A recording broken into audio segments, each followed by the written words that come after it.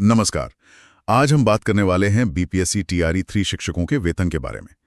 हमारे पास कुछ दस्तावेज हैं, तो सोचा क्यों ना इनकी गहराइयों में उतरा जाए और देखें कि भाई क्लास 1 से लेकर 12 तक अलग अलग लेवल के शिक्षकों को सैलरी मिलती कैसे है, मतलब क्या हिसाब किताब है।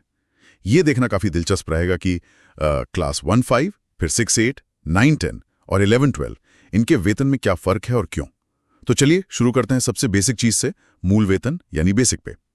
जहां तक हमें पता चला है क्लास 1 से 5 के लिए बेसिक पे है 25,000 रुपए। हाँ, और क्लास 6 से 8 के लिए ये 28,000 हो जाता है। ठीक है। फिर 9-10 के लिए 31,000 रुपए और सबसे ऊपर 11-12 के लिए 32,000 रुपए। बिल्कुल, पर ये तो सिर्फ शुरुआत है ना? असली कहानी तो भत्तों से बनती है। बिल्कुल। जैसे महंगाई भत्ता मतलब डीए, वो जुड़ता है इसमें, और वो है बेसिक का पूरा 55%। ओहो, 55%। हाँ, तो सोचिए क्लास 1 to 5 के लिए ही ये 13,750 रुपीज हो गया, और ऊपर जाते जाते 11-12 में 17,600 रुपीज तक पहुंच जाता है ये डीए। इसके अलावा है एचआरए, मतलब मकान किराया भत्ता। हाँ, एचआरए। जो जानकारी हमारे पास है वो कहती है कि गांव के इलाकों में ये बेसिक का 5% है। अच्छा, 5%। हाँ, जैसे क्लास 1 to 5 के लिए हुआ 1250 रुपीज। लेकिन एक बात ध्यान रखने वाली है, शहरों के रेट्स, खासकर बड़े शहरों के, अलग होते हैं। वो इन डॉक्यूमेंट्स में नहीं दिए गए हैं। हाँ, ये हो सकता है। और एक और चीज है, मेडिकल अलाउंस, चिकित्सा भत्ता, वो सबके लिए बराबर है, 1,000 रुपीज महीना। अच्छा, तो अगर हम ये सब जोड़ें, मतलब बेसिक पे, फिर वो 55% वाला डीए, गांव वाला 5% एचआरए और 1,000 मेडिकल, तो ये बन गया ग्रॉस सैलरी यानी कुल सकल वेतन। बिल्कुल। तो इस हिसाब से क्लास 1 to 5 का ग्रॉस करीब 41,000 बन रहा है। हाँ, लगभग। और 11-12 वालों का ये पहुंच गया 52,200 के आसपास। सही कहा। लेकिन रुकिए, अभी कहानी खत्म नहीं हुई। इस ग्रॉस सैलरी से कुछ पैसे कटते भी तो हैं, मतलब डिडक्शंस। हाँ, कटौतियां।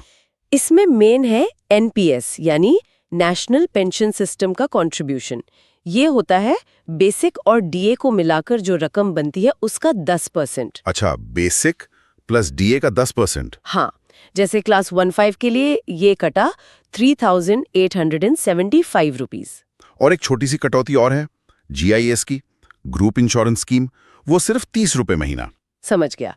तो मतलब टोटल कटौती हो गई एनपीएस का 10% प्लस ये 30 रुपए जीआईएस वाले। बिल्कुल।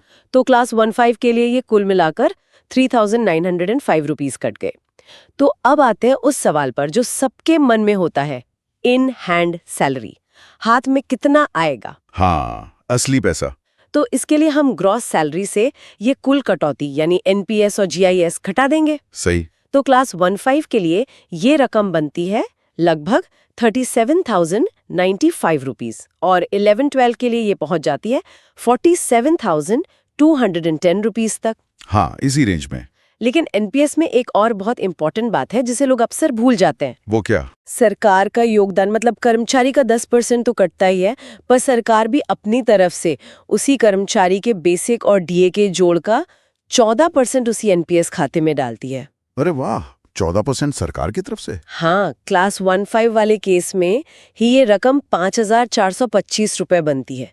ये बहुत अहम है। तो जरा सोचिए, हर महीने एनपीएस अकाउंट में कर्मचारी का 10% और सरकार का 14%। मतलब काफी पैसा जमा हो रहा है। हाँ, जैसे क्लास 1-5 के लिए ये हो गया कुल 9,330 रुपए महीना, 3,875 रुपए प्लस 5,425 रुपए। ये रिटायरमेंट के लिए एक बहुत सॉलिड बचत है, भविष्य की सुरक्षा के लिए। तो कुल मिलाकर अगर देखें, बीपीएससी टीआरई 3 शिक्षक की सैलरी एक सीधी रकम नहीं है।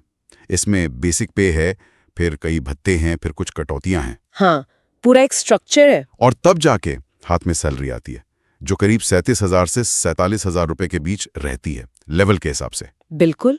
और ये सारी जानकारी ना शिक्षकों के लिए अपनी फाइनेंशियल प्लानिंग करने में बहुत काम आ सकती है। सही कहा। और आखिर में एक सवाल सोचने के लिए छोड़ जाते हैं। रिटायरमेंट सेविंग्स में सरकार का ये जो 14% का एक्स्ट्रा एनपीएस कंट्रीब्यूशन है, ये लंबे समय में शिक्षक की आर्थिक सुरक्षा को कितना मजबूत करता है।